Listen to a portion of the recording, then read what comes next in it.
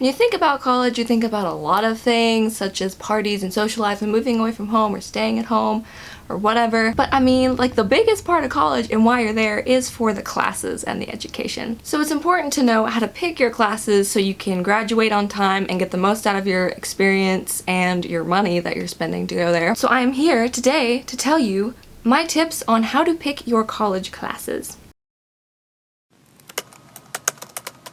First off, when you first pick your first semester of classes, you're probably going to have an advisor that doesn't really do it for you, but is there to help you. At my school, how it happened is when we went to our orientation, we met with our advisors there, and they sort of gave us a sheet of paper that told us all the requirements we needed to have for our major for the entire time we were in college, not just for the first year. They sort of just explained to me what I needed to take at what levels, like what needed prerequisites and what didn't, and what I could take as a freshman and what I had to be an upperclassman to take, and just stuff like that. When you're doing your first semester of picking classes, I recommend mostly just listening to your advisor, because honestly you're not going to know what you're doing yet unless you had a friend or sibling or something going the exact same path as you at that school, like they did the same major and everything at the same school as you.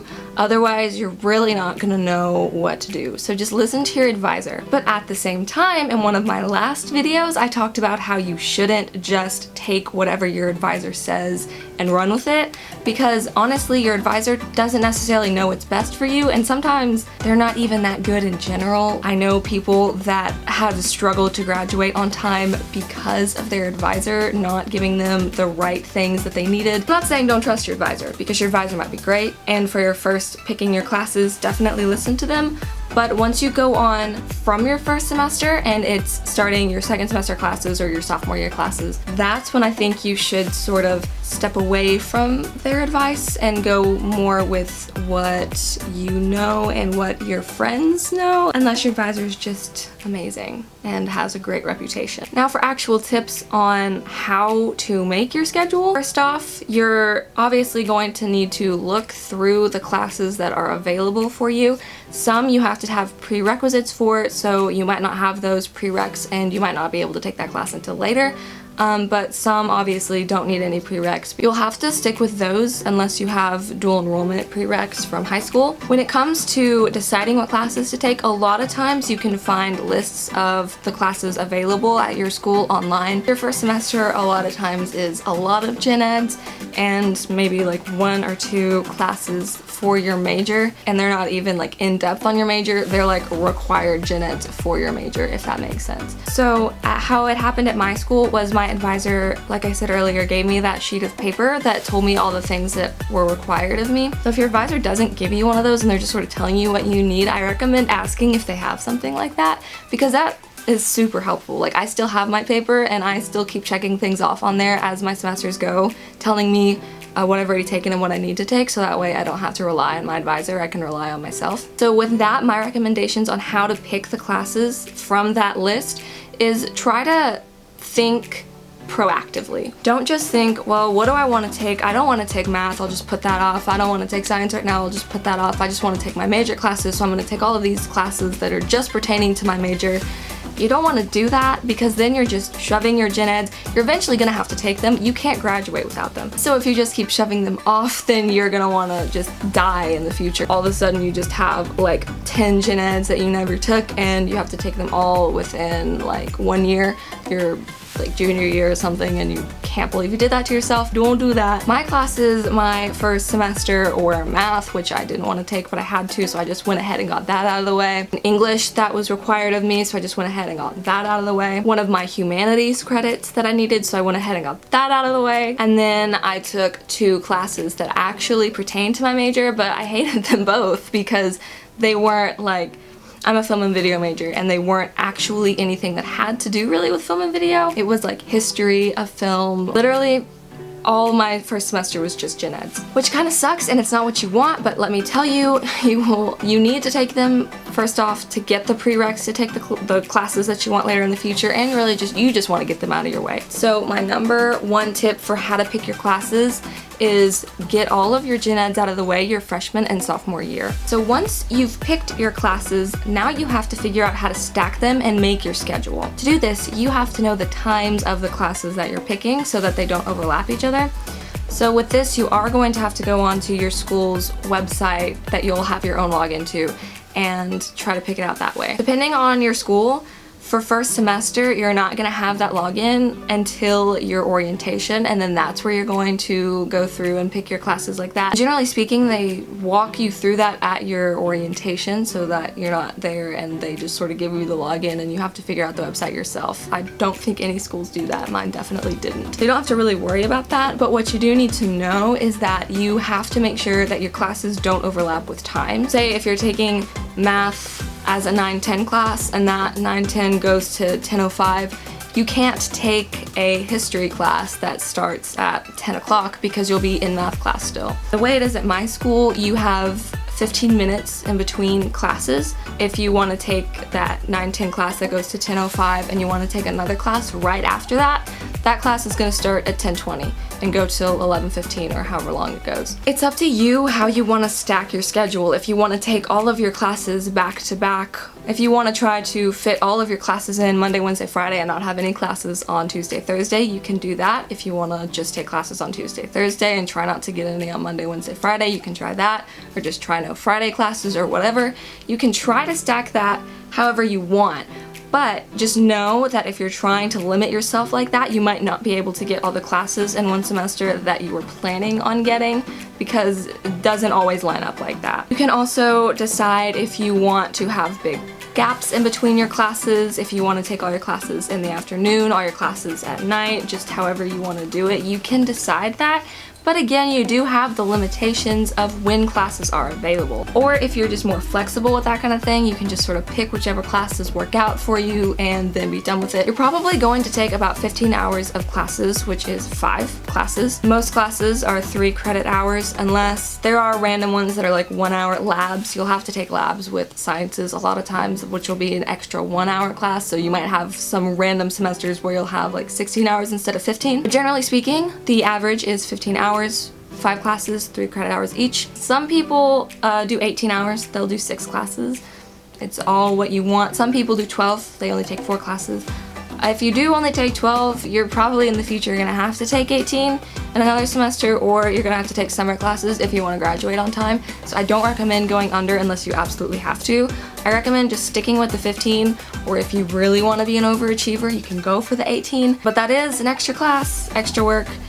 Depending on how active you are in other aspects of school, social life, or clubs or whatever, you'll want to factor that in. But I do recommend for your first semester not bothering with trying to take more or less, just taking the straight up 15 and seeing how that works out for you. So that way in the future you can plan if you want to try to do less or more, or just stick with your basic 15. I definitely recommend befriending some upperclassmen if you can that have gone to that school for at least a year, so they know which professors are good, which professors are not so good, which classes are good, which classes you'll want to pass on, just so you don't get stuck taking classes that kind of suck that you could have avoided and you just didn't know that they sucked. Another way to do this is checking Rate My Professor or other sorts of websites out there like that, so you can sort of get a feel for what classes people generally like and what classes people generally think are horrible. So listening to people who have done this before you, whether that means listening to Rate My Professor reviews or just upperclassmen at your school, I recommend doing a little digging before you make your set schedule. You're going to have a set time that you can initially get on and sign up for your classes, and it'll usually be from say 6 a.m. on Wednesday the whatever to it could be, I don't know how long actually they go till, if it's for hours that you can get on or for days. But you don't want to wait hours or days, let me tell you right now, because classes fill up fast. The soonest point possible that you can sign up for your classes, get online be like refreshing your page until you can do it, and then do it. Get in there, put all your codes in for your classes, and just sign up, because let me tell you, like, you will be surprised sometimes how quickly classes fill up. It'll be like 2 minutes in and all of a sudden, nope, they're gone. There was only like 15 seats available in that class and you didn't get one. So sorry. That happens to people and it sucks. And then you have to either not take that class or you have to take it at a time that doesn't work with your schedule, and then you have to redo your entire schedule. And it's a pain in the butt. So just get on there as soon as possible. That is like my #1 tip for signing up. Get on there as soon as you can sign up, sign up. Make your schedule before you actually sign up for classes online. You don't want it to be your time that you're supposed to sign up for your classes, and then you go in there and you realize that all the classes that you wanted to take, they overlap, and you're just gonna have to like figure it out while you're trying to sign up for your classes, because at that point that slows you down a ton and it might completely jack up your schedule. Getting online and seeing what times, what classes are offered beforehand, and just writing out your own schedule so that way you're not doing it while you're picking your classes is super crucial. I do this every single semester. You can see I can take this 9-10 math class and then it ends at 10:05. Oh good, I was gonna take this film history class here. There's one that's offered from 10:20 to 11:15. That works out. I'll just have them back to back on Monday, Wednesday, Friday. And then you can see, oh, I've needed to take this English class here, but it's only offered on Monday, Wednesday, Friday at these 2 times that I'm already taking these 2 classes. I can't take that English class. I'll have to take it at a different time, or I'll have to pick a different English class. This way, you will not have to deal with the stress of everything happening while you're picking your classes online, and you won't have to worry about them filling up while you're trying to decide what classes to take, because you will already have your schedule out. If you are considering taking honors, or you made it into the honors college